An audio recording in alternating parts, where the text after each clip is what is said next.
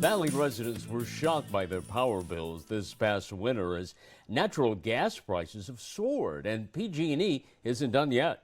California's gas and power supplier has more rate hikes in the pipeline.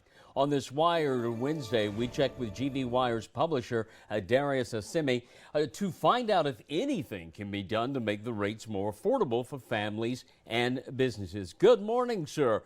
What can be done here? Good morning.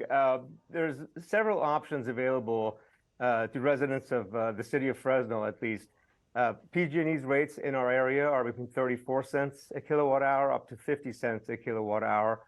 And one of the options that the city of Fresno has and our mayor and city council have initiated looking into this option is creating our own community-based or a public utility for the city of Fresno.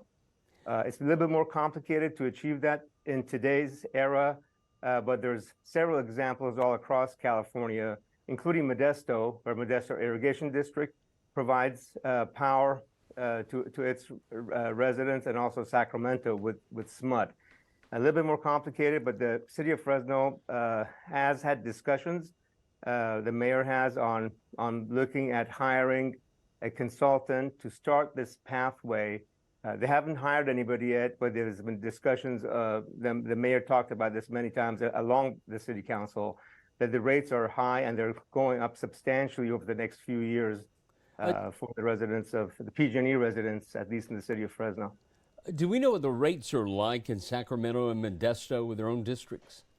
Yeah, that's a great question. So SMUD, which is the Sacramento-based municipal utility district, they're between 11 cents a kilowatt hour and 32 cents a kilowatt hour.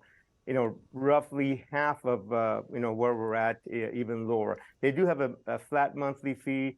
SMUD's fee is like $23 a month, and then the Modesto Irrigation District, they pay between 12 and 18 cents a kilowatt hour with a flat fee of it's like roughly $30 in usage. But overall, their rates end up being 25 to 30% lower than a typical similar use.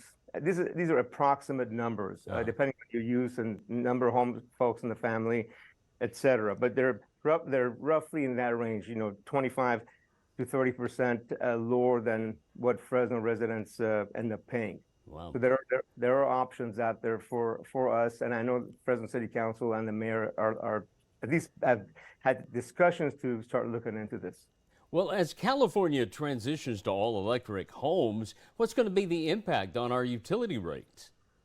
I mean, that's really the million-dollar question. What's going to happen to the future of electricity in California as we're going to all-electric homes with a prevalence and the state's push and the federal government's push of all-electric, using electric vehicles predominantly. Do we have enough supply of electricity to take care of this massive demand that's coming this way? I mean, newer homes in a few years will basically have to be all electric. We're prepping our homes currently for electric conversion, but in a few years it's going to become basically all electric.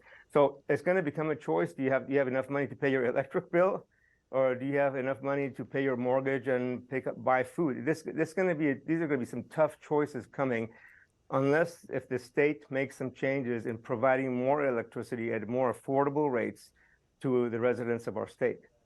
All right. Thank you so much for updating us on this important subject and for being with us on this Wired Wednesday morning. I hope you have a good day.